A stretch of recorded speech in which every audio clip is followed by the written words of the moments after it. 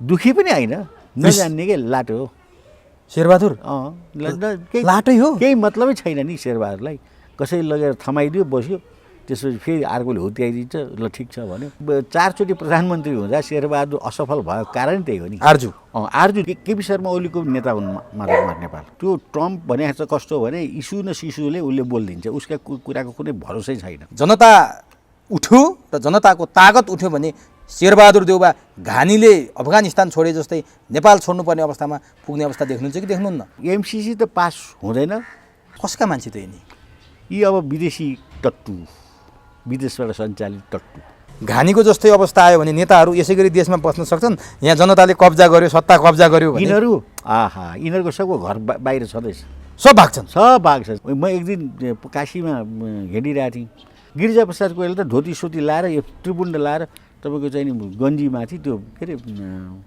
रुद्राक्षमाला लगाएर देखेँ यस्तो विधर्मी नेपालको चाहिँ नि मतलब के भने प्रधानमन्त्री विधर्मी थियो यो प्रधानमन्त्री भइसकेपछि पशुपतिनाथ नजाने मान्छे यहाँ देखावा त यो त मतलब के जोगी जस्तो बाहिर गइरहेको छ नेपालको हितका लागि नेपाली नेता नेपालीपन बोकेको नेपाली माटो बोकेको नेपाली सुगन्ध बोकेको नेता कोही देख्नु कोही देखिन बिपी कोइराला पनि थिएन बिपी कोइराला पनि थिएन त्यति बेलाको उम्दा सडकमा जनता हेर्नु त्यतिखेर के आपा तपाईँ के भन्नुभयो सडकमा जनता त्यो 600 रुपियाँ प्रतिदिन दिएर ल्याएको राजा ज्ञानेन्द्र सही मतलब के भने राजा हुन् र हाम्रो रक्षा राज संस्थाले गर्न सक्छ भन्ने कुराको नमुना हो क्या उनी रोमानियालाई चेचेस्कोमा डाइरेक्ट गएर चाहिँ दरबारभित्र चाहिँ मतलब के गलत त्यार फार तानेर मार्दै शेरबहादुर प्रचण्ड हो माधव है झलनाथ होइन के बाबुराम है अब यस्तै गरिकन अब सेकेन्डमा नारायण काजी त्यसपछि ईश्वर अनि त्यसरी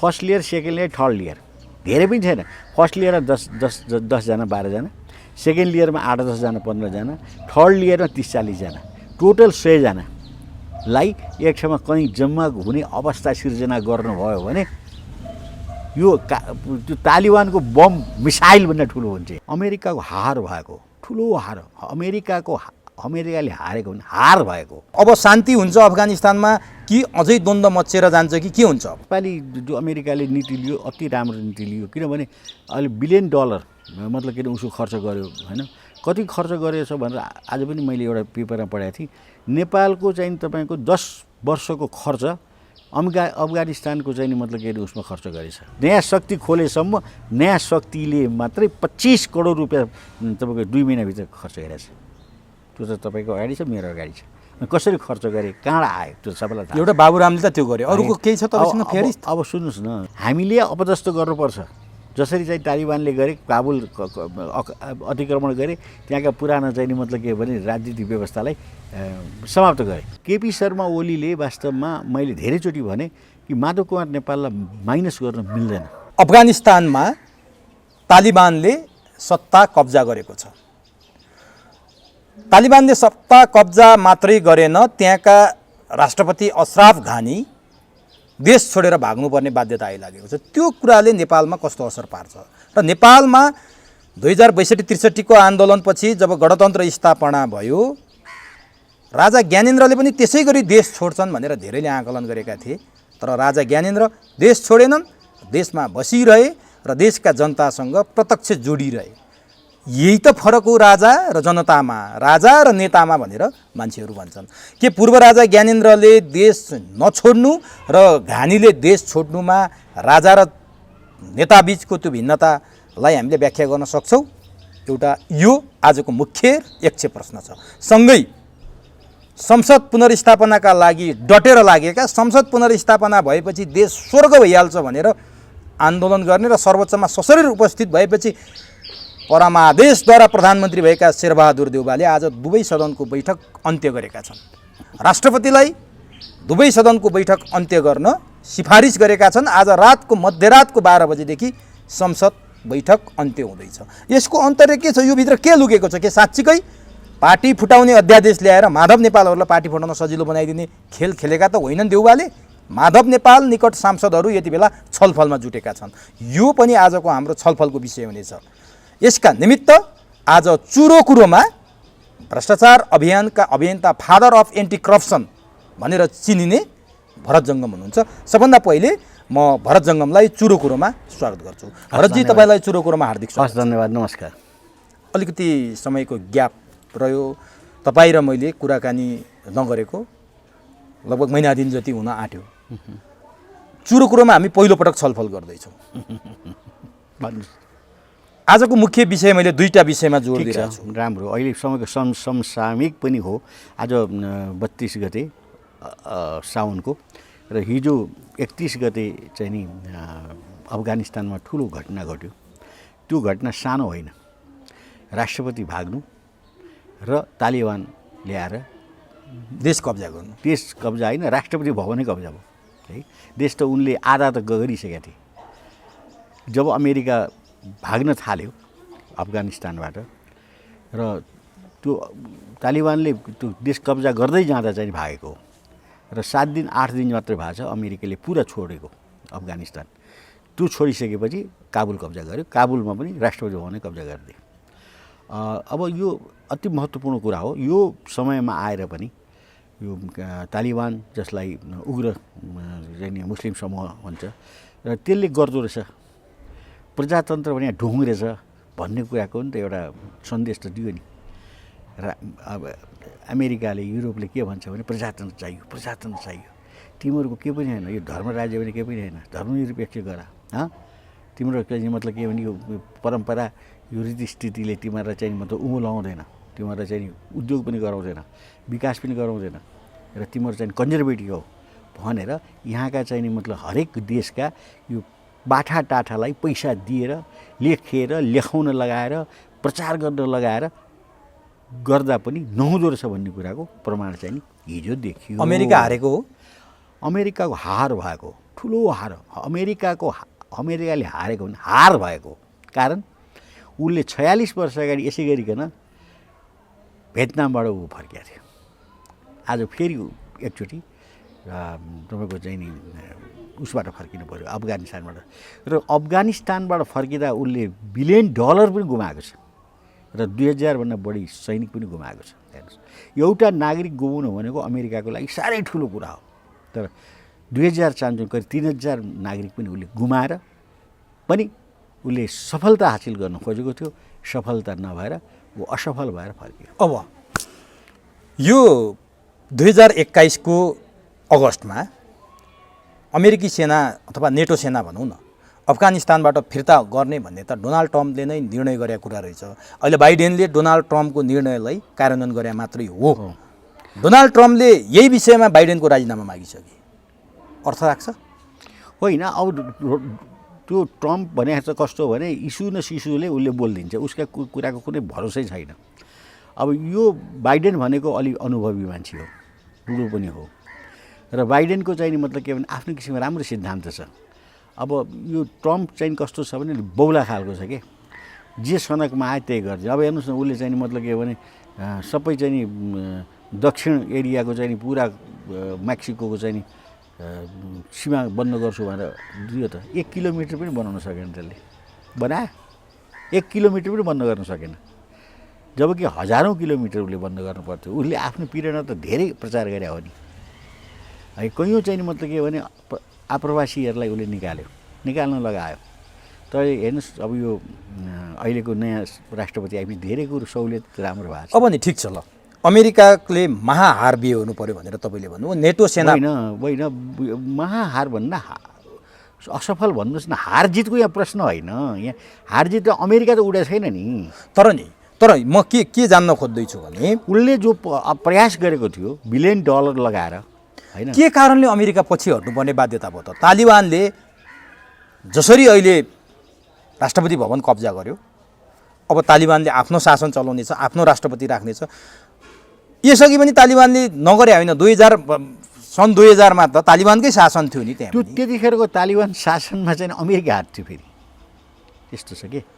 तर नि एउटा कुरा तपाईँहरूले बारम्बार भन्नुहुन्छ, अभियन्ताहरूले पनि, हामी पनि पढ्छौँ, लेख्या देख्छौँ होइन, अमेरिकाको हार भयो, चीन र रुसको जित भयो भन्नेहरू पनि छन्। होइन, यो जित र हारको होइन, म किन भन्दैछु भने अमेरिकाले यति बेला तपाईँ र म कुरा गर्दै गर्दा काबुल विमानस्थललाई नियन्त्रणमा ल्याएको छ, गोली समेत चलाइसक्यो अमेरिकाले आफ्नो राजदूतावास पनि उठायो, आफ्ना अमेरिका समर्थित देशहरूले पनि त्यहाँबाट राजदूतावास उठाए, आफ्ना नागरिक त्यहाँबाट चार्टर गरेर आफ्नो देशमा फर्काइरहेछन्, सुरक्षित ठाउँमा फर्काइरहेछन्। तर रुस र चीनले न त राजदूतावास बन्द गरेका छन्, न आफ्ना नागरिक चार्टर गरेर फर्काएका छन्। यसले के सन्देश दिन्छ, यसले के अर्थ दिन्छ त? रुस र चीनलाई केही फरक नपर्ने, अमेरिका र उसका सहयोगी देशहरू फर्किँदैन। अहिले तपाईँको अमेरिकाका सहयोगी देश पनि पुरा फर्किसकेका छन्, अमेरिका मात्र फर्किया हो। र अहिले पनि युरोपका धेरै मतलब के भने राजदूतावास छ र हिजै पनि ग्यारेन्टी गरिसकेका छ त्यो तालिबान विद्रोहीको चाहिँ शासक भनौँ न, अब नयाँ प्रशासकले, अहिले त कोही पनि भएको छैन, प्रशासन मात्र हो उसले हातमा लिएको, र उसले अहिले सुरक्षा ग्यारेन्टी दिइसकेका छ। कुनै पनि मान्छे डराउनु पर्दैन, भाग्नु पर्दैन। हिजोसम्म हामीले मतलब के भने काबुललाई चाहिँ नि आक्रमण गर्थ्यौँ, अब काबुलमै हामी आएपछि अब काबुलको सुरक्षा गर्ने पनि हाम्रो अधिकार हो र हाम्रो कर्तव्यभित्र पर्छ। त्यस कारण कुनै पनि विदेशी मान्छेले, कुनै पनि दूतावासहरूले, कुनै पनि कूटनीतिक नियोगले डराउनु पर्ने अवस्था छैन। हाम्रो ग्यारेन्टी भयो, अब हामी हान्दैनौँ, गर्दैनौँ। किनभने हिजो त उनीहरू बाहिर थिए, उनीहरूले काबुल हान्थे। तर काबुलको विमानस्थलमा अमेरिकी सेनाले बम विस्फोट गराएको छ, गोली पड्काएको, त्यो त हिजो गरायो नि, अहिले गराएको होइन नि त। हिजोका दिनहरूमा त के भयो? आज भइरहेछ। म अघि भर्खर हेरेर आइरहेको छु, आज पनि गोली चलेको छ, मान्छेहरूको भागदौड मचेको छ, मान्छेहरू विमानस्थलमा लाखौँ मान्छेहरू भिडभाड गरेर। अब आज त मतलब के भने धेरै जानी मान्छे चाहिँ तयार भएको हुनाले त्यहाँ त्यस्तो किसिमको अवस्था सिर्जना, त्यहाँको सम्पूर्ण कन्ट्रोल अमेरिकी सेनाको हातमा छ विमानस्थलको, र उसले सैन्य विमान बाहेक पब्लिक विमान उड्न पनि दिएको छैन त्यहाँबाट। भनेपछि अझै रक्तपातको खतरा त रहेछ नि। रक्तपातको खतरा अब हुँदैन। किन हुँदैन भने जब अमेरिका असफल भएर फर्किसक्यो भने उसले शान्तिपूर्वक तरिकाले फर्किने मौका मात्र खोजेको हो होइन। अब त्यहाँ छिटपुट अलिकति बाँकी रह्यो होला, त्यो लान खोजेको मात्र हो। उसले त लगभग त फर्किसकेको, धेरै नै फर्किसकेको 7 दिन अगाडि। एउटा कुरा के देखिन्छ भने अमेरिका जहाँ हात हाल्छ त्यहाँ अमेरिका जित्दैन। तपाईँले भियतनामको कुरा गर्नुभयो, हात हाल्यो कि अमेरिका फस्यो र अमेरिका त्यहाँबाट निक्लेर जान्छ र त्यहाँ द्वन्द्व नरसंहार चाहिँ जारी रहिरहन्छ। अमेरिकाले जहाँ जहाँ छोयो त्यहाँ त्यो रक्तपात देखिरहेको छ। अफगानिस्तानमा पनि त्यही भएको। अब शान्ति हुन्छ अफगानिस्तानमा कि अझै द्वन्द्व मच्चिएर जान्छ कि के हुन्छ? अब हेर्नु, शान्ति हुन्छ कि द्वन्द्व हुन्छ भन्ने कुरा त अब यो तालिबानको प्रशासनमा भर पर्छ। तालिबानले उग्र रूपले नै आफ्नो चाहिँ मतलब के भने प्रशासन सञ्चालन गर्यो, त्यहाँका आफ्ना विपक्षीहरूलाई चाहिँ राम्रो किसिममा कन्ट्रोल गर्न सकेन र चाहिँ प्रजातान्त्रिक बाटोबाट अहिले जान सकेन भने भरे तालिबानको विरुद्धमा पनि फेरि जनता उठ्न सक्छ। तर अहिले तुरुन्त उठ्दैन, 1-1.5 वर्ष लाग्छ त्यसमा पनि। किनभने अहिले त तातो छ, उसले के चाहिँ मतलब के भने नीति अपनाउने हो होइन। ऊ अल्लाह अकबर मात्रै भनेर देउतेको मात्रै सबैका सबलाई चाहिँ मतलब नाउँ लिन लगाउने, बिहान र बेलुका चाहिँ मतलब के भने के अरे होइन 20 वर्ष अगाडि जस्तो प्रशासन चलाएको थियो त्यस्तै प्रशासनमा फर्क्यौँ भनेर कर्मचारीलाई निर्देशन दिइसक्यो त्यहाँको। ठिक छ, त त्यतिखेर चाहिँ अलिकति इस्लामिक राज्य स्थापना गरेको थियो। अब अहिले पनि यिनीहरूले घोषित इस्लामिक राज्य स्थापना गर्छन् होला भरे भोलि होइन। गर्छन् भने विश्वास छ हामीलाई, किन यिनीहरूको चाहिँ अलिक उग्र चाहिँ मतलब के भने इस्लामिक पन्थी हुन् यिनीहरू होइन। अब यसमा पाकिस्तानले कति सहयोग गर्छ, चीन र रुसको छ क्या सबैभन्दा महत्त्वपूर्ण। अब रुसको त केही खास अहिले केही चाहिँ रुस आफै चाहिँ अहिले फसिरहेको छ। हेर्नुहोस्, रुसको चाहिँ अब उन्नतिमा रुस लागिरहेछ, आर्थिक रूपले जर्जर भइसकेको छ रुस त अहिले तपाईँको साँच्चै भनौँ भने अहिले यो ओल्ड मार्केटबाट धेरै तल गइसकेको छ। हिजोको रुस होइन। हिजो 77-77 रुसले चाहिँ त्यो अफगानिस्तानमा चाहिँ आफ्नो सेना पठाएर चाहिँ पुरा कब्जा गरेको थियो 1976-77 तर अहिले त रुसले चाहिँ नि कब्जा गर्ने पक्षमा छैन। र फेरि त्यतिखेरको रुसमा के थियो भने रुस टुक्रेको थिएन, अहिलेको रुस टुक्रेको छ होइन, सोभियत रुस छैन। तैपनि भ्लादिमिर पुटिन आइसकेपछि रुसले हिजो गुमेको शक्ति, गुमेको साख बिस्तारै उठाउँदै छ नि, अमेरिकालाई टक्कर दिँदैछ नि। होइन, अमेरिकालाई टक्कर दिने त त्यो त मतलब के भने उसले प्रयत्न गर्छ, तर त्यति अहिले तपाईँको आर्थिक रूपले मतलब माथि उठ्न सकेको छैन रुस अझ पनि है। र बढी चाहिँ इन्डस्ट्री भएको धेरै उत्पादनमूलक चाहिँ मतलब राज्यहरू अलगिए होइन। अब त्यो धेरै युरोपमा गएर मिसिए, कति यही ताजिकिस्तानहरू हो, यो यतापट्टि अफगानिस्तान, तुर्किस्तान यतातिर आएर मिलिरहेका छन्। कोही मुस्लिम कन्ट्रीहरू यतातिर मिले दक्षिणतिर। अब तपाईँको पूर्वी मतलब के भने युरोपहरू त्यो चाहिँ मतलब के पूर्वी युरोपकोसँग मिलान गरिरहेका छन् उनीहरूले। त्यसैले के छ भने तपाईँको यो विभिन्न किसिमको राज्यहरू मिलेर एउटा युनाइटेड चाहिँ नि सोभियत रुस थियो भने अब सोभियत रुस मात्रै छ क्या। त रुस मात्रै हुँदा रुस चाहिँ नि अति कमजोर के भएको छ भने यही एयरक्राफ्टै अहिले रुसले बनाउन छोडिसक्यो, जबकि रुसको एयरक्राफ्ट तपाईँको यो भन्दा के अरे बोइङभन्दा बढ्ता चाहिँ नि उत्पादन गर्थ्यो उसले। तर के गर्थ्यो किबमा अथवा चाहिँ नि मतलब के भने युक्राइनमा चाहिँ उसले इन्जिन बनायो भने अर्को ठाउँमा बडी बनाउँथ्यो, अर्को ठाउँमा टायर बनाउँथ्यो, अर्को ठाउँमा तपाईँको चाहिँ नि एउटा चिज त्यसरी सबै त्यो एउटा राज्यबाट माल बनाएर आएर एउटा चाहिँ नि के अरे प्लेन एसेम्बलिङ गरेर उसले बाहिर पठाउँछ। अब ठिक। तर अहिले अब जब चाहिँ राज्यहरू अलग भएपछि त राज्यले आफ्नो किसिमको अर्थव्यवस्था मतलब कायम गर्नु पऱ्यो, अनि त्यस्ता किसिमका पृथक राज्यबाट आउने चिजहरू चाहिँ नि बन्द भएपछि जुन राज्य मतलब डिपेन्डेन्ट हुनु पऱ्यो नि त, अब त मतलब के अरे अर्कासँग डिपेन्ड हुनु भएन र आफैले चाहिँ उत्पादन गर्नुपर्ने भयो। अहिले सोभियत रुसका सबै अरू राज्यहरू पनि गरिबै छन् र रुस पनि आफू गरिब छ। अब ठिक छ। अब मान्छेहरूको आकलन के छ भने पश्चिमा अमेरिका, युरोप, नेटो अफगानिस्तानबाट भाग्यो, बाहिरियो। अब त्यहाँ चीन र रुसको दबदबा रहन्छ र तिनीहरूकै निर्देशन र तिनीहरूकै निगाहमा अफगानिस्तान र तालिबानीहरू चल्छन्।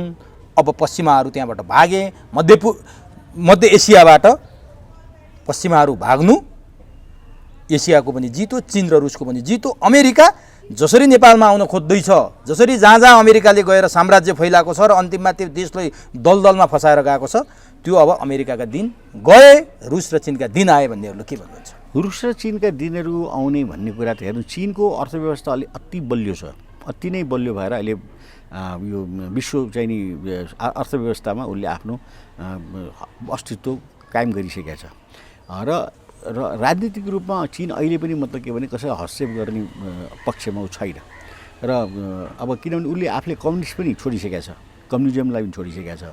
यता चाहिँ तपाईँको चाहिँ नि डेमोक्रेसी पनि आइसकेका छैन है, र कस्तो दोधारमा छ भने डेमोक्रेसी पनि छैन, कम्युनिस्ट पनि छैन, त्यो अर्को एउटा नयाँ चाहिँ मतलब के भने किसिमबाट चाहिँ नि अहिले चीन अगाडि बढिरहेको छ। उसको मूल चाहिँ नि अहिले आधार भनेको तपाईँको चाहिँ आर्थिक समृद्धि है, र आर्थिक समृद्धि यसमा चाहिँ नि सोसाइटीलाई पनि फाइदा छैन, फेरि नागरिकलाई पनि फाइदा छैन, मात्र राष्ट्रलाई फाइदा छ उसको, र अन्तर्राष्ट्रिय क्षेत्रमा उसको प्रभाव पनि आउँदैन किनभने उसको राजनीतिक एजेन्डै छैन है।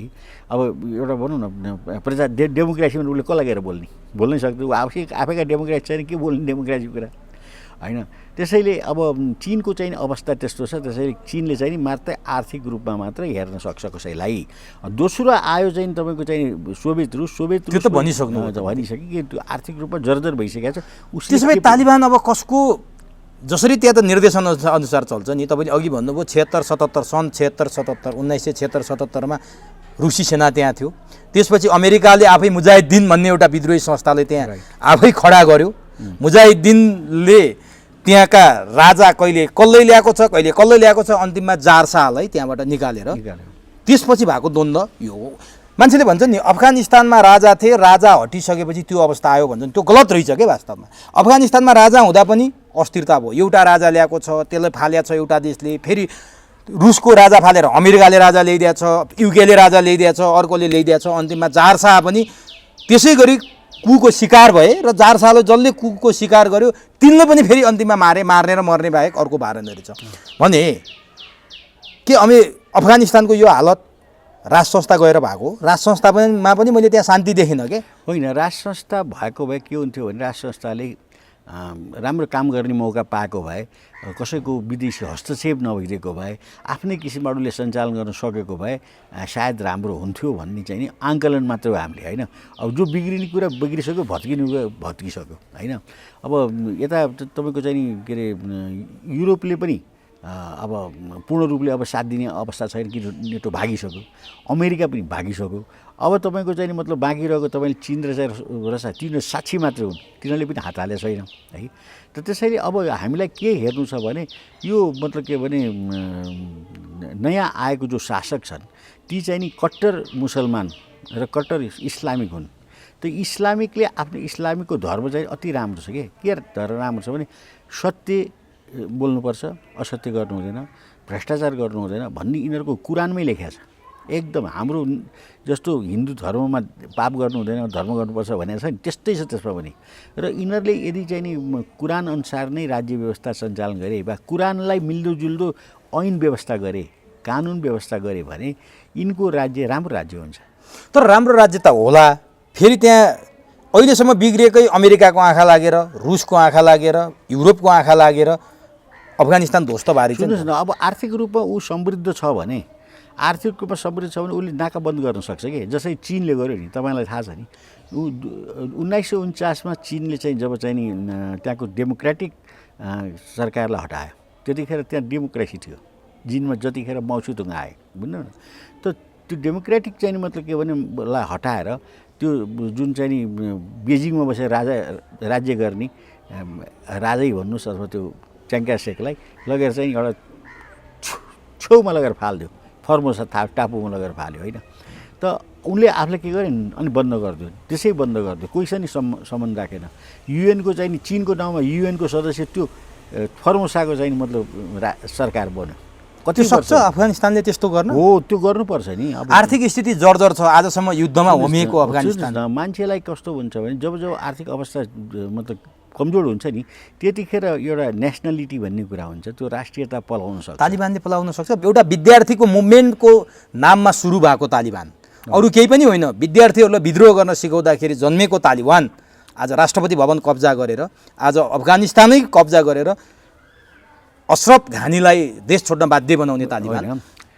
ठिक छ, त्यो त मतलब के भने समयले त्यसलाई स्वीकार गर्यो र त्यहाँ चाहिँ यस्तो किसिमको शिक्षा दिइयो कि हाम्रो धर्म परम्परालाई ठाडो मतलब के भने घात गरिँदैछ, हाम्रो धर्म संस्कृतिलाई हामीले मान्यताका साथ मान्यता दिएर हाम्रो चाहिँ मतलब स्वधर्मलाई स्थापित गर्नुपर्छ भन्ने एउटा नारा दिए कि त्यहाँ। होइन, जनताको साथ थियो कि तालिबान विद्रोहीहरूसँग डर भयो कि नेटो सेनाले छोडेर, अमेरिकी सेनाले छोडेपछि तालिबानको शक्ति बढेर आयो कि केही समय अगाडि तालिबानका नेता चीन पुगेर वार्ता गरेको भन्ने कुरा पनि सार्वजनिक भइसक्यो? तालिबानहरूले त मतलब चीन मात्रै पुगेनन्, उनीहरूले सबै क्षेत्रमा अमेरिकासँग नि कुरा गरिरहेका छन् नि। उनीहरूले आफ्नो चाहिँ नि मतलब के भने प्रतिनिधि पठाएर अमेरिकासँग कुरा गरेर तिमीहरू हट, हामीले दुःख नदेऊ, हाम्रो जनता हामी सम्हाल्छौँ होइन भनेर उनीहरूले आफ्नो नेटवर्क त आफ्नो सञ्चालन गरिरहेछन्, सबै विश्वभर नै गर्छन् नि। जब उनीहरू बलियो हुँदै गइसकेपछि गरे आयो होइन।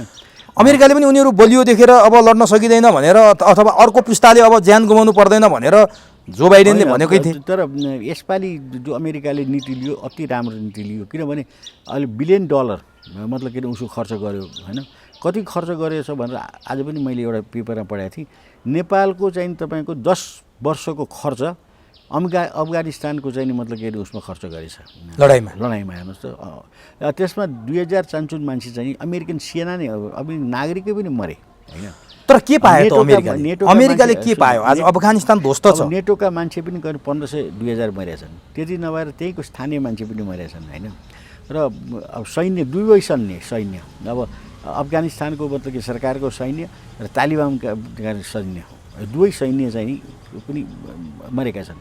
त भन्दाखेरि त्यो त्यत्रो क्षति गर्नुभन्दा यसलाई चाहिँ छोडिदिनु बेस भनेर चाहिँ एउटा राम्रो निर्णय लियो अमेरिकाले। त्यसको लागि अमेरिकालाई धन्यवाद छ, किनभने कुनै पनि आफ्नो देशमा म काम गर्छु भनेर आएको व्यक्तिको विरुद्धमा अमेरिका लाग्नु हुँदैन। त्यो हाम्रो चाहिँ ल ठिक छ।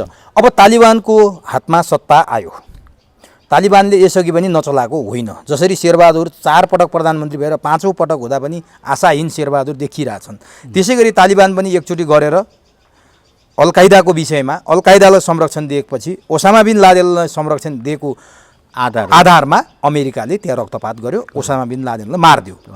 अब तालिबानका लागि अरू फेरि त्यस्तो अमेरिकाबाट कुनै खतरा हुने अथवा अफगानिस्तान, पाकिस्तान, यी देश, इराकहरू चाहिँ आतंकवादी गतिविधि, मुस्लिम गतिविधि अमेरिकाका लागि खतरा हुने, यो देखेर फेरि अमेरिकाले तालिबानलाई आक्रमण गरेर फेरि त्यस्तो दोहोरिने सम्भावना कति देख्नुहुन्छ? अब दोहोरिने सम्भावना त यिनीहरूको वार चाहिँ तपाईँको हेर्नु, अब यो 2000 देखि नै आएको हो, जब अमेरिकामा चाहिँ तपाईँको त्यो टावर होइन, ट्विन टावर चाहिँ सेप्टेम्बर 11मा गयो। त त्यो नै उनीहरूको लागि सबभन्दा ठुलो चाहिँ नि मतलब के अरे खतरनाक च्यालेन्ज थियो कि। अब त्यहाँ मात्रै नभएर तपाईँको पेन्टागनसम्म त हानेको हो नि, तपाईँलाई थाहा छ। पेन्टागन भनेको सैन्य चाहिँ मतलब के भने सबैभन्दा महत्त्वपूर्ण संवेदनशील मुख्यालय भन्नुहोस्, मुख्यालय जहाँ कति पेपरहरू, महत्त्वपूर्ण पेपरहरू, बमहरू अथवा अन्डरग्राउन्ड मतलब के भने उनीहरूको चिजहरू सबै होला नि त्यहाँ समेत मतलब गरे, तर असफल भयो। त त्यसैले त्यो रिसमा चाहिँ तपाईँको चाहिँ नि मतलब कि यिनीहरूलाई ठिक गर्नुपर्छ भन्ने विषयमा जो आएको थियो अब असफल भइसक्यो। अब यसमा हामीले धेरै के बुझौँ भने हामी अलिक पृथक देशको एसियाको पनि अलिकति अविकसित देशको मुलुकका मान्छे र हामी पनि धर्मसँग सम्बन्धित व्यक्ति हौ है। अब हामीलाई पनि मतलब के धर्मनिरपेक्ष गरेकोमा अति चित्त दुखेको छ, दिलै दुखेको छ है। अब त्यहाँ पनि तपाईँको धर्मनिरपेक्ष राज्य सञ्चालन गरेर अमेरिकाले चाहिँ प्रजातन्त्रको नाउँमा चाहिँ अनेक किसिमका चाहिँ हङ्गामाहरू गरे हुनाले एउटा उग्रवादी मान्छे बन्दै गए। त्यही स्टुडेन्टबाट चाहिँ वयस्क हुँदै अहिले 60 वर्षका पुगिसके। हिजो चाहिँ तपाईँको चाहिँ 35 वर्षका युवाहरू लागेका थियो भने अहिले त्यो मान्छे 55-60 पुगिसके है। त त्यसैले के छ भने तपाईँको कुनै पनि देशको आफ्नो मूल्य मान्यता संस्कृति धर्म हुन्छ। त्यो संस्कृति धर्म र चाहिँ मूल्य मान्यतालाई आँच आउने कार्य कुनैबाट गयो भने त्यसको ठ्याक्कै नेपालीहरू आज सामाजिक सञ्जाल हेर्नुहोस्, तालिबानले अफगानिस्तान कब्जा गरेकोमा किन खुसी छन् नेपालीहरू। अब यहाँको शासकहरूलाई पनि त्यो दिन नआओस्, बेलैमा सचिव जनता उठ्यो भने नि हाम्रो धर्म रीति संस्कृति परम्परा हाम्रो अपनत्व हाम्रो सार्वभौमतामाथि हमला भयो भने जसरी तालिबानले आज राष्ट्रपति भवन कब्जा गर्यो, काबुल कब्जा गर्यो, अफगानिस्तान पुरै कब्जा गर्यो, घानी देश छोडेर भाग्नु पर्यो। त्यसै गरी यहाँका सत्ता चलाउने ठेकेदारहरू नेपाली जनता उठे भने त्यसै गरी भाग्नुपर्छ भनेर सामाजिक सञ्जालमा लेखिरहेछन्। के सन्देश दिन्छ तालिबानले नेपाललाई? त्यही तपाईँले अहिले एक्ज्याक्टली तपाईँको भाषामा भनिदिनु। होइन, एक्ज्याक्टली तपाईँले भनेको कुरा एकदम ठिक हो। यिनीहरूलाई एउटा यस्तो सन्देश गएको छ अहिले, तर उनीहरूले चाहिँ सम्झिया छैनन् कि तालिबानको चाहिँ जस्तो किसिमको अवस्था नेपाली जनतामा छातीमा रगत होला, नेपाली जनताको छातीमा रौँ होला, नेपाली जनता खुकुरी लिएरै साँच्चीकै निस्किन्छन् भन्ने चाहिँ नि लागेको छैन यिनीहरूलाई। यी भ्रष्टहरूले सबैलाई सञ्चालन गरिरहेका छन्। अहिले कस्तो किसिमको अवस्था छ भनेदेखि तपाईँको यी त बाहिरका रहेनन्, यहीँका बाहुनका छोरा हुन्, यहीँ क्षेत्रीका छोरा हुन्। यिनीहरू अहिले पो मतलब के विधर्मी भए, अहिले पो कम्युनिस्टमा लागे। अब अहिले नै मतलब के यिनीहरूको मनस्थिति बिग्रिया हो। तर यिनका पनि नातागोता यताउता इष्टमित्र सबै चाहिँ हामी नै त हौँ नि होइन। त अब भोलि रिसाउने पनि हामी हौँ, खुसाउने पनि हामी हौँ। अब हाम्रो आदत के छ भने हामी चाहिँ नि एउटा मतलब गरिब देशको गरिब नागरिक भएको हुनाले हामीलाई आर्थिक रूपमा जसले प्रलोभन दिन्छ त्यसमा लाग्छौँ। त्यस कारणले हाम्रा यहाँका प्रोफेसरहरू, यहाँका बुद्धिजीवीहरू, यहाँका चाहिँ मतलब देशका लागि सचेत नागरिक भनाउँदाहरू सबै अहिले पैसामा खेलमा लागेर यी सबै बिगिरहेका छन्। र साँच्चीकै एउटा उग्र रूपले चाहिँ नि यो हामीलाई मतलब के भने एउटा प्रेरणा दिने चाहिँ मतलब के भने कार्य भएको छ यो तालिबानको चाहिँ नि जुन हिजोको चाहिँ नि मतलब 31 गते साउन 31 गतेको त्यो कब्जाले। त हामी कब्जा गर्न सक्दैनौँ, थाहा छ, यो प्रेरणा मात्र हो। यो प्रेरणालाई चाहिँ कार्यरूपमा परिणत गर्ने हामीसँग क्षमतै छैन। किन क्षमता छैन? पहिलो कुरा त हाम्रो आदत छैन, हामीसँग त्यो किसिम प्रकृति छैन। हामी बन्नुकै लिएर साइकलमा बसेर चाहिँ मतलब के भने पुरा बजार घुम्न सक्दैनौँ। हामीलाई नि अर्कोले उडाइदिएला भन्ने हामीलाई डर हुन्छ। तर उनीहरू के गर्थे, तालिबानले तपाईँको हरेक चाहिँ काबुल बाहेकका सबै प्रान्तहरूमा 2-3 साइकलमा 2-3वटा बन्दुक लिएर हिँडिसकेपछि मान्छे भागा हुन्थ्यो। तर हामी कहाँ अरू उपाय त होला नि। माओवादीले पनि सशस्त्र द्वन्द्व गर्यो, यसै गरी सत्ता कब्जा गर्छु भने त्यो असफल भयो। विप्लवले त्यसै गर्न खोजे, असफल भए। अरू विद्रोहीहरूले पनि गर्न खोजे, असफल भए। हामी कहाँ पनि सत्तालाई घुँडा टेकाउने, तपाईँले बारम्बार भन्नुहुन्छ नि सत्तालाई घुँडा टेकाउने केपी ओलीलाई हटाउन अहिले नसके पनि जनताले प्रधानमन्त्री कार्यालयमा गएर फाल्छन् भनिरहनु भएको थियो, फाल्न परेन। फेरि शेरबहादुरले फाल्ने दिन आउँदैछन्। जनता उठ्यो र जनताको तागत उठ्यो भने शेरबहादुर देउबा घानीले अफगानिस्तान छोडे जस्तै नेपाल छोड्नुपर्ने अवस्थामा पुग्ने अवस्था देख्नुहुन्छ कि देख्नुहुन्न? अहिले छैन। अहिले तपाईँको शेरबहादुरको चाहिँ तपाईँको चाहिँ उनलाई त आजै उनले के अरे संसद त्योभन्दा अगाडि जस्तो एमसिसीको कुरा छ नि यहाँ समाप्त गरे। एमसिसी त ल्याउँदैन। एमसी ल्याउने किन अहिले तुरुन्तै चाहिँ तपाईँको संसद रोक्छन्? एमसी नल्याउने सन्देश हो नि त। भनेपछि एमसिसी रोक्यो? अब रोक्या छैन। अहिले केही दिन उसले एक्सर्साइज गर्ने बाटो खोज्या नि उसले। होइन यदि एक्सर्साइज गर्ने बाटो खोजेर फेरि संसद बोलाएर एमसिसी अगाडि ल्याइयो भने शेरबहादुरको अवस्था घानीको जस्तो हुन्छ कि होइन? एमसिसी त पास हुँदैन। यदि गरे भने हुनु हुँदैन, गरे भने हुँदै हुँदैन। घानीको अवस्थामा शेरबहादुर पुग्छ नि? घानीको अवस्था शेरबहादुर पुग्ने अहिले अवस्थै आएको छैन। किनभने तपाईँको घानीको चाहिँ नि पछाडि अमेरिकन थियो होइन। अमेरिकाले हात, शेरबहादुरको पछाडि पनि अमेरिका छ। अमेरिकाकै समर्थनमा भएको प्रधानमन्त्री भन्छन्। केही छैन तपाईँको। हेर्नुहोस् त्यो घानीको अफगानिस्तानको चाहिँ नि राजनीतिलाई यहाँ हाम्रो नेपालमा तुलनै गर्न सकिन्न। हेर्नुहोस् त्यो अत्यन्त भयावह चाहिँ अवस्था हो। यो यहाँको चाहिँ लिटिरपिटिर अवस्था हो। यहाँ मान्छे नै कति छन् र तपाईँको साँच्ची नै भन्यो 400-500 मान्छे एकै ठाउँमा राखेर ढ्याप थुनिदिनु भने यो देशै हार्को हुन्छ। यो त्यो के मिसाइल हाल्नुपर्छ नि, यहाँ मिसाइल के पनि हाल्नु पर्दैन। आएर चाहिँ तपाईँको यी फटाहरूलाई तर नेपाली जनताले हेर्नुहोस् तालिबानबाट के सिक्ने? यहाँको तरिका तालिबानबाट के सिक्ने भने उनीहरूले चाहिँ बन्दुक उठाएछन्, हामीले बुद्धि उठाउनु पऱ्यो। बुद्धि के कस्तो भने अब तपाईँलाई अघि नै अहिले भर्खरै मैले भने नि, हामीले अपदस्थ गर्नुपर्छ। जसरी चाहिँ तालिबानले गरे, काबुल अतिक्रमण गरे, त्यहाँका पुरानो चाहिँ नि मतलब के भने राजनीतिक व्यवस्थालाई समाप्त गरे। अब हामीले गर्ने तरिका चाहिँ के छ भने हामीसँग बन्दुक बोक्ने क्षमता पनि छैन, त्यो बन्दुक खरिद गर्ने हामीसँग बाटो पनि छैन। हामीले बुद्धि खेलाउनु पर्छ कि। अनि कसरी गर्ने? त्यो बुद्धि खेलाउने भने के हो भने यी जो अहिले फर्स्ट लेयरमा भएका नेताहरू, अब नामै लिन पर्दैन, फर्स्ट लेयर के शेरबहादुर प्रचण्ड, हो माधव है, झलनाथ होइन, के बाबुराम है, अब यस्तै गरिकन अब सेकेन्डमा नारायण काजी, त्यसपछि ईश्वर, अनि त्यसरी first layer, second layer, third layer धेरै पनि छैन। फर्स्ट लेयरमा 10-12 जना, सेकेन्ड लेयरमा 8-10 जना 15 जना, थर्ड लेयरमा 30-40 जना, टोटल 100 जनालाई एक ठाउँमा कहीँ जम्मा हुने अवस्था सिर्जना गर्नुभयो भने यो त्यो तालिबानको बम मिसाइल भन्दा ठुलो हुन्छ। यहाँ मात्रै तिनीहरूले सिद्ध्याइदियो हुन्छ, के भन्नु, तिनीहरूलाई क्याप्चर गर्दै हुन्छ। सम्भव छ त्यो?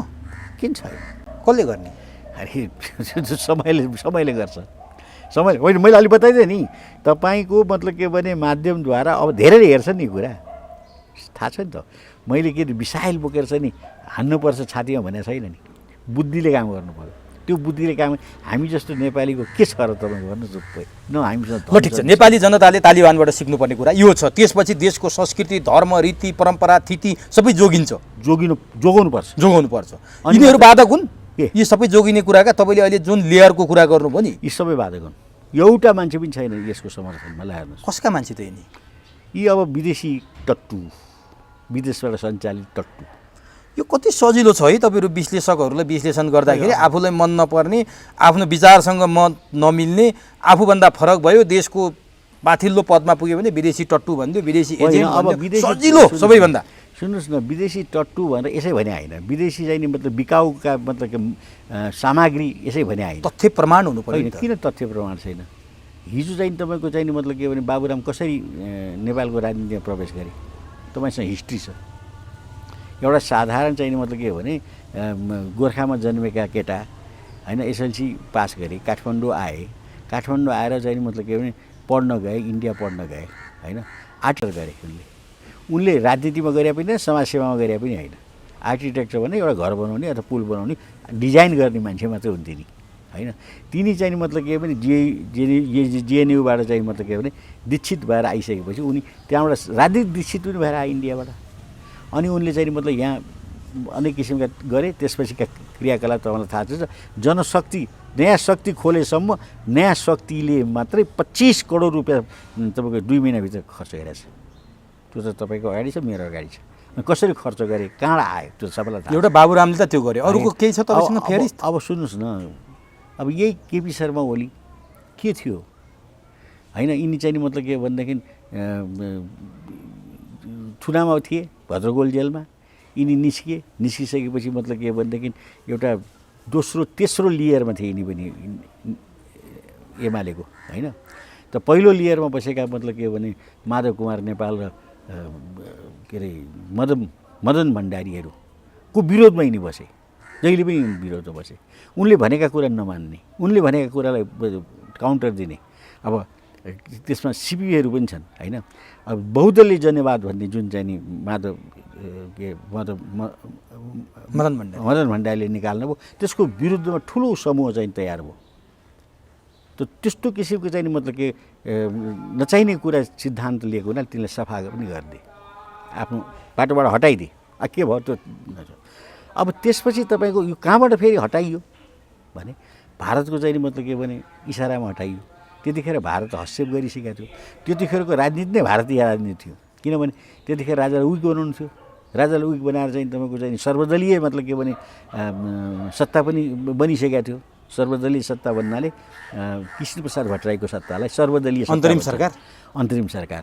त्यसमा कम्युनिस्ट पनि थिए, झलनाथ जस्ता, होइन, काङ्ग्रेस पनि थिए।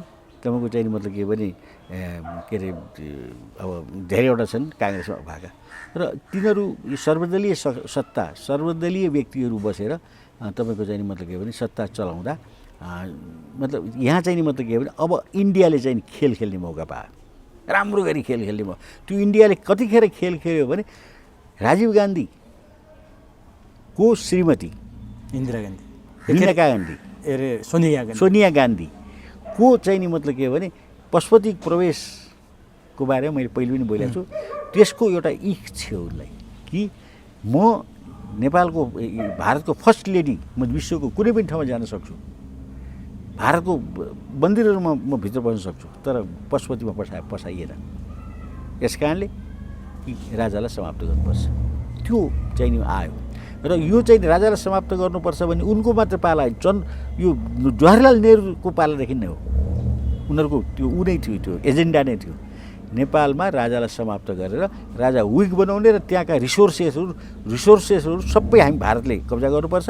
त्यसको लागि राजावादक हो है। भनेपछि भारत सफल भयो नेताहरूलाई प्रयोग गरेर, किनभने यहाँ रिसोर्सेस चाहिएको थियो नि त। अनि सबै नेता भारतप्रस्त हुन्। अब केपी स्ट्यान्ड गरेकै हो। त्यसपछि तपाईँको अब यो माधव कुमार नेपालहरू पनि स्ट्यान्ड त्यतिबाट गरे हो सुरुमा, र त्यसपछि तपाईँको चाहिँ उसलाई के अरे यो प्रचण्डलाई पनि भारतमै पालन पोषण गरेर त्यही चाहिँ नि चर्चमा भात खान दिएर राखेर अनि पैसा दिएर लडाइँ लडाएको पनि भारतले नै हो। काङ्ग्रेस पनि त्यस्तै। अनि 12 बुद्धे पनि काङ्ग्रेस त पैदाइसी नै हो नि। काङ्ग्रेस त भारतमै जन्मियो नि। भारतकै चाहिँ मतलब के भने म एक दिन काशीमा हिँडिरहेको थिएँ, एकदम चाहिँ नि मतलब के भने एकदम बाटो ट्याक ट्याक रोक्यो, एक को रहेछ भने त गिरिजा प्रसाद कोइराला त धोती सोती लाएर यो त्रिपुण्ड लाएर तपाईँको चाहिँ नि गन्जीमाथि त्यो के अरे रुद्राक्षमाला लगाएर देखेँ। यस्तो विधर्मी नेपालको चाहिँ नि मतलब के भने प्रधानमन्त्री विधर्मी थियो। यो प्रधानमन्त्री भइसकेपछि पशुपतिनाथ नजाने मान्छे यहाँ देखावा त यो त मतलब के जोगी जस्तो भएर हिँडेर। अनि मैले त त्यतिखेर बोल्ने कुरो भएन, बाहिरबाट हेरेँ होइन। म मतलब त्यस्तो विक्षिप्त अवस्थामा पनि थिएन, मैले देखे पक्का हो, मैले देखेको। उनी मतलब के भनेदेखि विश्वनाथ मन्दिर दर्शन गर्न जाँदै थिएँ। फेरि त्यहाँ गोल्ली छ नि विश्वनाथ मन्दिर, त हेलिकप्टर जाने कुरा नै आउँदैन। म छक पऱ्यो भने नेपालको कुनै पनि देउतामा नजाने मान्छे अब भारतीय चाहिँ उसलाई खुसी पार्नको लागि म भारतीय मतलब के भने बराबरको हुँ, म विश्वनाथलाई मान्छु भनेर विश्वनाथ दर्शन गर्न गएको मेरो आँखाले देखेको। त्यति मतलब के भने आतताई मान्छे यिनीहरू के शब्द त्यसलाई गाली। भनेपछि नेपालको हितका लागि नेपाली नेता, नेपालीपन बोकेको, नेपाली माटो बोकेको, नेपाली सुगन्ध बोकेको नेता कोही देख्नु? कोही देखिन। बिपी कोइराला पनि थिएन? बिपी कोइराला पनि थिएन। मदन भण्डारी पनि थिएन? मदन भण्डारी त कुरै छोड्दै मदन भण्डारीलाई सिद्ध्याइयो। उनी पनि भर्खरका केटा नै हुन्। अनि कहाँबाट यी नेताहरू विदेशीको पोल्टामा पुगे त? कसरी पुगे त? होइन, यिनीहरूलाई पैसा चाहियो, विदेशले पैसा दिएर राखेको थियो, यिनीहरूलाई चाहिँ युज गर्यो। तर एउटाले अर्कोले भारतप्रस्त भनेर आरोप लाउँछन्, भारतवादी भन्छन्। किन राखेको? खास को पटके यिनीहरू भारतप्रस्त पटके परे कि पटके, बुझ्नु भएन? कुनै 50 सालमा भारतप्रस्त अनि एउटालाई छोड्छ अनि 52 सालमा अर्कोलाई परस्त गराइन्छ, बुझ्नु भएन? अर्कोलाई दिन्छ पैसा। अनि 55 सालमा आएर अर्कोलाई दिन्छ पैसा। अनि उसलाई थाहा छ मलाई हिजो दिएको थियो, अहिले दिएन, यसलाई दियो, अनि त्यसै भारतप्रस्त भन्न पाइयो नि त। अब यही विषयमा जस्तो राजाको कुरा तपाईँले गर्नुभयो, राजाले देश जोगाउन खोज्दा यिनीहरूले राजा समेत हटाएर आज सम्पूर्ण नेपालका रिसोर्सेस भारतलाई बुझाउने यिनीहरूको बिचमा प्रतिस्पर्धा छ भन्नुभयो। चलेछ। अब राजा ज्ञानेन्द्र 62-63को आन्दोलनपछि जब 64को संविधान सभाले गणतन्त्र घोषणा गर्यो पहिलो बैठकले, राजा ज्ञानेन्द्र गद्दी छोडेर नागार्जुन गए। धेरै मान्छेले सोचेका थिए जसरी अफगानिस्तानको अशरफ घानी चाहिँ जान्छन्, गए त्यसै गरी त्यति बेला राजा जान्छन् भनेका थिए। आज कमल थापाले एउटा स्ट्याटस पनि लेखेका छन्, यही फरक छ राजा र प्रधान जनताको छोरा नेतामा। राजा ज्ञानेन्द्रलाई देशको माया थियो र देशमा बसे, घानी चाहिँ देश छोडेर भागे। घानीलाई देश छोड्नै पर्ने बाध्यता थियो अथवा त्यहीँ बसिरहेको भए के हुन्थ्यो, मारिन सक्थे, के हुन्थ्यो? र ज्ञानेन्द्रले देश नछोड्नु आज आएर बल्ल नेपालीले बुझ्ने बेला भएको कि के हो? यसलाई कसरी लिनु भएको छ तपाईँले? अब एकदम ठिक हो तपाईँले भनेको कुरा। हेर्नुहोस्, जसलाई राष्ट्रप्रति प्रेम हुन्छ म मरे पनि बरु मर्छु, म देशै छोड्दिनँ भन्ने चाहिँ जुन चाहिँ नि उसको भावना, देशप्रेमको भावना हो, त्यसले ओतप्रोत गरेको राजा पायौँ हामीले। अब त्यो घानी चाहिँ त्यस्तो रहन्छ। ऊ चाहिँ मतलब के भने कुनै पनि टाइममा जब तालिबान दौडिन्छ आएर चाहिँ राष्ट्रपति भवन छिर्छ, त्यतिखेर सबभन्दा पहिलो प्रहार मलाई गर्छ, अरूलाई गर्दैन, अफगानिस्तानलाई गर्दैन, म हुँ त्यसको प्रहारको चाहिँ केन्द्र भने जसरी चेचेस्कोलाई रोमानियामा गरे। तपाईँलाई चेचेस्को त्यो भन्नुभएको थियो तपाईँले। रोमानियालाई चेचेस्कोमा डाइरेक्ट गरेर चाहिँ दरबारभित्र चाहिँ मतलब के गलत त्याएर तानेर मार्दे मान्छे त्यो ऊ घिसारेर के मुडो घिसारे जस्तो। त्यो त्यसै गरिकन घानीलाई त्यो रोमानियाको कथा त धेरै भएको छ नि, 20-30 वर्ष मात्र त्यसले घानीले हेरिरहेछ नि। सबभन्दा पहिले त आएर चाहिँ हानिदिइहाल्छ। अब त्यसैले के हुन्छ भने राष्ट्राध्यक्षलाई गाह्रो छ वास्तवमा। अब हाम्रो राजा चाहिँ के भने हाम्रो राजा चाहिँ नि नेपालीसँग घुलमिल गरेको नेपाली राजा के नेपाली राजा। किन नडराएको ज्ञानेन्द्र? गणतन्त्र आएपछि किन डराउने? हामी छैनौँ क्या कुरा गरे? कति छन् क्वेसनल राजाको लागि जय जयकार। अहिले होइन नि त, त्यति बेला गणतन्त्र आउँदा त्यति बेलाको उम्दा सडकमा जनता हेर्नुहोस् त। त्यतिखेर के आपा तपाईँले के भन्नुभयो? सडकमा जनता त्यो 600 रुपियाँ प्रतिदिन दिएर ल्याएको बुझ्नु होइन? ज्ञानेन्द्रले चेचेस्को पाठ सिकेको थिएन? पाठ सिकेको थियो उनले, किन नजान्नु? उनी तपाईँ हामीभन्दा धेरै जानकार छन्। कुरो बुझ्नुभयो? त्यो देखेर त उनले भने म 21जना मान्छे मरेपछि अब म चाहिँ मतलब गर्दिनँ, ल पुनर्स्थापना गरिदिन्छु भनेर भनिदिइहाल्यो नि। पुनर्स्थापना त गरिदियो नि उनले। तर देश छोडेर भागेनन् नि। त्यो त भागेनन् त। किन भागेन? उदारता नि, आदर्श नि। अरे हाम्रो राजाको त उदारता एउटा विश्वमा चाहिँ उदारता कि देशको माया कि जनताको माया कि? जनता देशको माया र आफ्नो उदारता। अनि यो कुराबाट घानीले किन सिकेनन्? घानीलाई यहाँ सिक्ने, नेपालको कुरो सिक्न कहाँ चाहिने मतलब के भने तपाईँको चाहिँ सम्भव छ? त्यहीँको राजा पनि त पहिले त जर्मन भागेको थियो नि। हो, अनि उनी इटली भागेको थिए। इटली भागेको थियो होइन? यो त यिनी त अहिले यो त के अरे अर्को चाहिँ नि मुस्लिम कन्ट्रीमा चाहिँ ताजिकिस्तानमा चाहिँ नजिकै छ, ताजिकिस्तान दौडिहाल्यो होइन? अब त्यहाँबाट चाहिँ युरोप जालान् अथवा कतै जालान्, त आफ्नो ज्यान जोगाउनु त पऱ्यो नि। तर राजा ज्ञानेन्द्रलाई बरु ज्यान जाओस्, म जनतासँगै हुन्छु। ज्यान जानु पऱ्यो नि। राजाले के अपराध गरेको छ? कमल थापाले लेख्या ठिक हो, राजा राजा रहेछ होइन? त्यो त कमल थापा होइन, अरूले पनि त्यसै गरी लेखेको छ, मैले पनि त्यही बोलिरहेको छु। त्यो त ठिक छ नि कुरा हो। ठिक भनेपछि ज्ञानेन्द्रलाई स्यालुट गर्नुपर्छ हामीले। एकदम स्यालुट गर्नुपर्छ देशको चाहिँ मतलब। के भन्नुहुन्छ तपाईँ जनतालाई ज्ञानेन्द्रको बारेमा, राजा ज्ञानेन्द्रको बारेमा? राजा ज्ञानेन्द्र सही मतलब के भने राजा हुन् र हाम्रो रक्षा राज संस्थाले गर्न सक्छ भन्ने कुराको नमुना हो कि उनी। कुरा त्यही हो। अहिले पनि मैले राज संस्था चाहियो भने आज झन् जनताहरूमा राजाप्रति झन् ओतप्रोत भएर चाहिँ नि आएको छ। यद्यपि उनी धेरै खुसी भएर मान्छे भेट्थे पनि केही लेख्छ। अहिले राजा ज्ञानेन्द्रको पनि ऊ चाहिँ नि गाथमा चाहिँ नि सन्चो छैन। अहिले पनि उहाँको रानी कोमल राज्यलक्ष्मीलाई अक्सिजन दिनु परेको छ। अहिले बिहान आज पनि के भएको छ? कोरोनाले छोडेको छैन उहाँहरूलाई दुवैलाई। उहाँ पनि तन्दुरुस्त हुनुभएको छैन, राजा ज्ञानेन्द्र पनि। रानी कोमल पनि अहिले चाहिँ नि आजको दिनसम्म पनि उहाँले के अरे अक्सिजन लिएर बस्नु परिरहेको छ। त्यस कारणले उहाँहरू शारीरिक रूपले स्वच्छ हुनुहुन्न। त्यस कारणले पनि उहाँले कुनै किसिमको कुरा पनि केही लेख्नु भएको छैन नि। आजकल स्ट्याटस पनि केही छैन नि विशेष। र अब मैले चाहिँ के भनेको छु भनेदेखि यो राजामा एउटा राजामा हुनुपर्ने गुण 100% छ यिनीमा। र यिनले नेपालीलाई माया पनि गर्छन्। किन यिनी नेपाल र नेपाली भएन भने यिनलाई कसले राजा भन्छ र? अब गएर यिनी गएर दिल्लीमा गएर बस्यो भने राजा भन्छन् त कसै भन्दैनन् नि। अमेरिका गएर यदि ज्ञानेन्द्रको ठाउँमा नि मानव उदाहरणको लागि घानीको जस्तै अवस्था आयो भने नेताहरू यसै गरी देशमा बस्न सक्छन्? यहाँ जनताले कब्जा गर्यो, सत्ता कब्जा गर्यो भने यिनीहरूको सबको घर बाहिर छँदैछ। सब भाग्छन्। यिनीको सब आफ्नो ठाउँमा छ। हेर्नुहोस् यिनीहरूको चाहिँ दिल्लीमा मतलब के भने लखनऊमा, युरोपमा, अमेरिकामा छ। यिनीहरूलाई देशको माया पनि छैन, जनताको रत्ती छैन। अब ठिक छ, म अन्तिममा छु। अन्तिममा तपाईँसँग शेरबहादुर देउबा, माधव नेपाल, प्रचण्ड, झलनाथ, उपेन्द्र यादव, बाबुराम भट्टराईहरू संसद भएन भने त आकाशै खस्छ। केपी ओलीले त संसद विघटन गरेर बर्बादै बनाए, सके। संसद आज पनि संसद, सुतेको बेला पनि संसद, सपनामा पनि संसद। तर 1 महिना बित्दा नबित्दै शेरबहादुर देउबाले संसदका दुवै बैठक अन्त्य गरिदिए। यसको अन्तर्यमा, यसको रहस्य, यसको अर्थपूर्ण के छ? यसको रहस्य के छ भने तपाईँको माधव कुमार नेपाल ग्रुपलाई बचाउनु। कसरी? किनभने यदि संसद चलेको अवस्थामा माधव कुमार नेपाल चलमल गऱ्यो भने संस्थापक पक्षले उनलाई हटाइदिन्छ। हटाएपछि तपाईँको चाहिँ पत्र मात्रै लेख्यो भने संसद पदबाट जान्छ। अब त पत्र लेखेर जाँदैन, किनभने तपाईँको चाहिँ अहिले त मतलब के संसद नबसेको अवस्थामा संसदको फेरि मतलब के भने बारेमा चलाउन नि पाइन्न, कामै छैन। र त्यसैले के छ भने यो अहिले अलिक क्लियर, राजनीति क्लियर नभएकोसम्म अब किन माधव कुमार नेपालले नै मतलब के भने सहीसाफ गरेर शेरबहादुरलाई प्रधानमन्त्री बनाएको छ। अनि यो चाहिँ विपक्षी गठबन्धन चाहिँ तपाईँको अब रहने कि नरहने भन्ने कुरा यहाँ ठुलो प्रश्न आइरहेको छ। विपक्षी गठबन्धनमा तपाईँको माधव नेपाल भएनन् भने त फेरि सत्ता सङ्कट हुन्छ, सत्ता सङ्कट हुन्छ। त्यो एउटा चाहिँ प्रब्लम चाहिँ भनेपछि माधव नेपाललाई नयाँ पार्टी खोल्न, पार्टी फुट्न सजिलो होस् भनेर अध्यादेश ल्याउने मनसायका साथ शेरबहादुर देउवाको मन्त्री परिषदले संसद अधिवेशन अन्त्य गरे हो।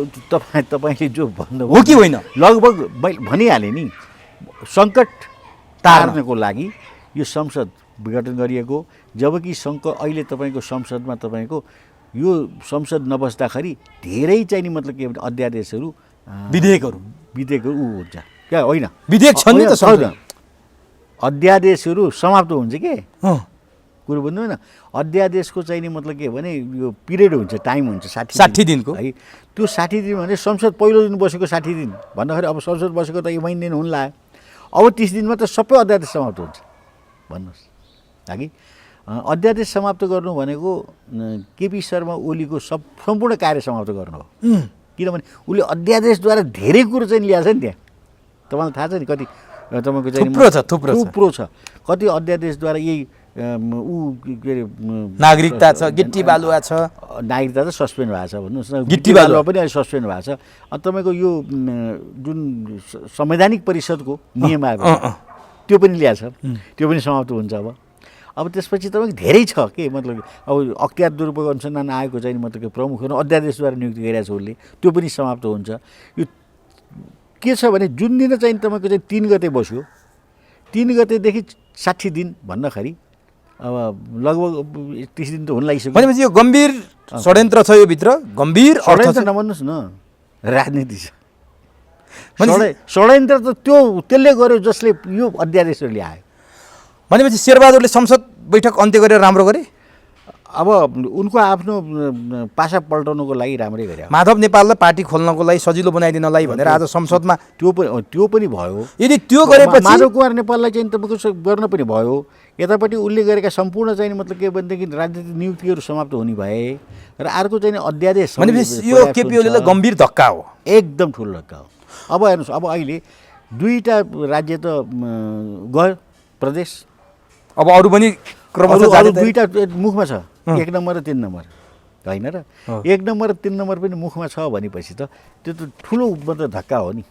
तर कसले गरे यो, कसको कारणले भएको यो? अब केपी शर्माको नराम्रो काम कारणले गर्दा अहिले चाहिँ भटाभट गर्नु। अझै ठुलो धक्का त शेरबहादुरले यदि 40% केन्द्रीय कमिटी र सांसद पुर्याउनु पर्ने बाध्यतालाई हटाएर अध्यादेश ल्याइदिए र माधव नेपालहरूले पार्टी फोडेर नयाँ पार्टी बनायो भने केपी ओलीलाई त्यति बेला झन् ठुलो धक्का हुनेछ। हो, ठुलो धक्का। त्यो सम्भावना कति देख्नुहुन्छ? एकदम धेरै प्रबल। किनभने केपी शर्मा ओलीले वास्तवमा मैले धेरैचोटि भने कि माधव कुमार नेपाललाई माइनस गर्न मिल्दैन। उनले कमसेकम आफूसँग पहिलोको त केपी शर्मा ओलीको नेता हुन् माधव कुमार नेपाल कुनै समयमा भने उनले जसरी हुन्छ उसलाई समेट्नु पर्छ। अब नजिक आउने सम्भावना देख्नुहुन्छ कि? छैन। अब फुट्यो। अब यो झन् आजको संसदीय मतलब के विगत उसले के अरे रोकले संसद बैठक अन्त्यले त अर्को नौलो चाहिँ चिज खोल्यो। माधव नेपाल निकट सांसदहरू छलफलमा बसिसके, अब के गर्ने भनेर बसिसके। किन नबस्ने? अब उनीहरू अहिले माधव कुमारका चाहिँ धेरै सांसदहरू चाहिँ मतलब के मिल्न गइसकेका थिए, अब मिल्दैन। अब माधवतिर आउँछन् यिनीहरू, माधवतिर आउँछन्, सत्तामा पनि जान्छन् माधव अब सरकारमा। अब त्यो पनि सम्भावना छ। पार्टी फोडेपछि त जाला नि त, जानुपर्छ नि। भनेपछि शेरबहादुरको सरकार पुरै अवधि टिक्छ? अब ठिक त छैन। टिक्छ भने टिक्छ 2.5 वर्ष टिक्छ पूर्ण अवधि, अनि चुनाव गराएर।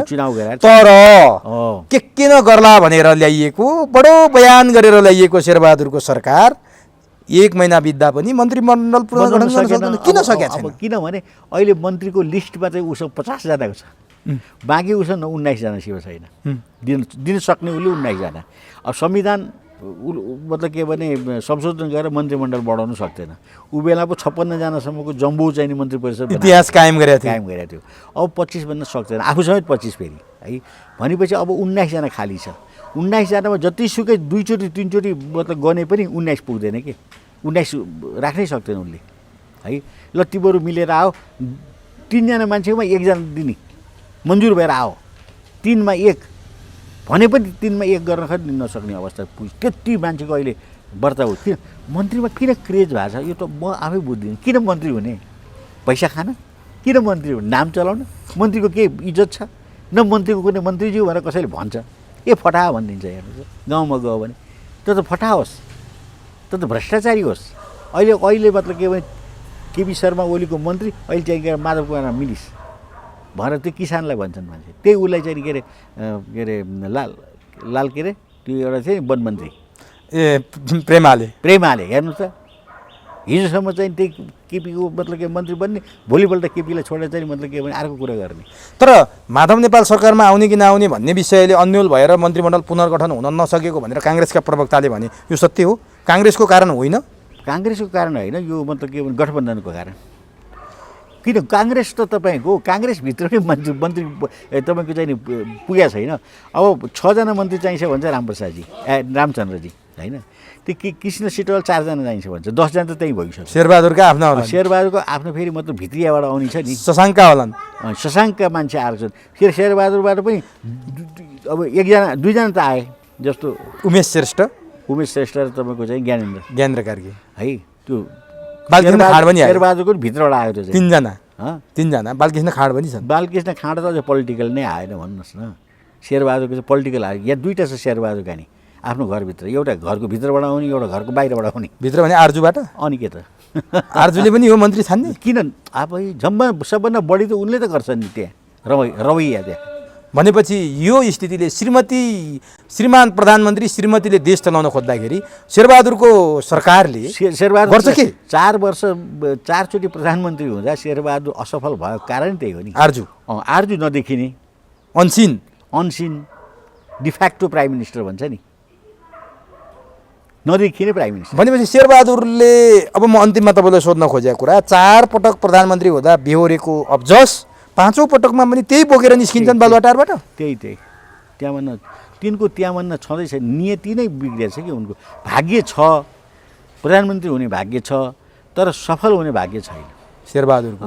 पैसा कमाउने भाग्य छ, पैसा के काम थियो फेरि? भोलि मतलब बिरामी हुन्छन्। अब 78, 76 वर्ष 77 वर्ष भइसके शेरबहादुर। यसपालि खुसी पनि देखिया छैनन् उनी, हाँसेको पनि देखिन्न, खुसी पनि छैन। हाँस्न कहिले हाँस्दैन, न बोल्छन् उनी न हाँस्छन्। तर खुसी पनि छैनन्, किन हो? खुसी त उनी पहिलेदेखि नै छैनन्, जहिले पनि एकदम दुखी पनि होइन, नजान्ने के लाटो हो शेरबहादुर। लाटै हो, केही मतलबै छैन नि शेरबहादुरलाई।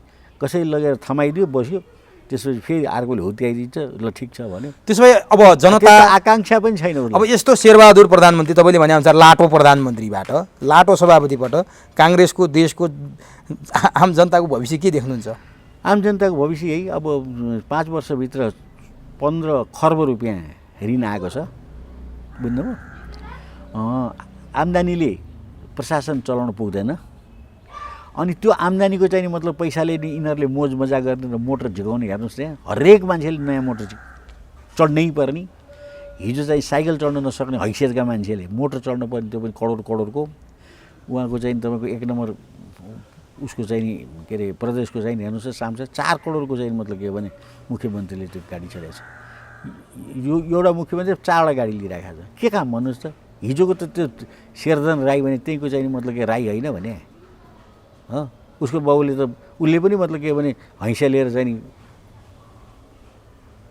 घाँस काट्न त हिँडेको थियो होला नि बच्चामा। अहिलेबाट चाहिँ नि मतलब 4 करोडको गाडी चढ्नुपर्छ। एउटा चाहिँ नि मारुति चढेर ऊ मुख्यमन्त्री भइन्न। 10-15 लाखको मारुति चढ्दा नि त मुख्यमन्त्री बनिन्छ नि। त्यसैले यो सबै बिग्रेको छ के गरी सप्रिन्छ? यिनीहरूको नियत नै खराब छ। के गरी सप्रिन्छ? इमान्दार भन्नु पऱ्यो। पहिलो कुरा त प्राइम मिनिस्टर इमान्दार भन्नु पऱ्यो। अनि प्राइम मिनिस्टरले सबैलाई भन्नु पऱ्यो कि तिमीहरू इमान्दार बन। भनेपछि अहिले देउबा इमान्दार बन्ने अवस्था पनि छैन। यस्तै हो। यही हो। अब को आएपछि हुन्छ, कहिले हुन्छ? कहिले हुन्छ थाहा नै छैन। म त भन्छु यही देउवालाई नै अहिले म के अनुरोध गर्न चाहन्छु भने देउवाजी 4 चोटि प्राइम मिनिस्टर हुनुभयो, तपाईँ मेरो मित्र पनि हो, हामी मतलब सँगसँगै हिँड्यौँ, काम गऱ्यौँ पनि। तपाईँकै ड्राइभरसँग कोठा सेयर गरेर पनि त्यो बस्नुभयो। त छोडिदिनुहोस् न। तपाईँले भने हो।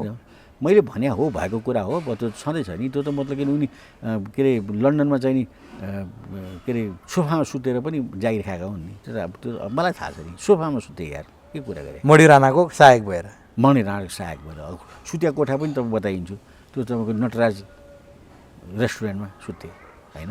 आज बालुवाटारमा प्रधानमन्त्री निवासमा है तपाईँ हामी कल्पनै अब नगर्नु। त्यसैले सुन्नु त होइन, हिजोको कुरा केटाकेटीमा के गर्यो कसो गर्यो भन्ने कुरा हुन्छ।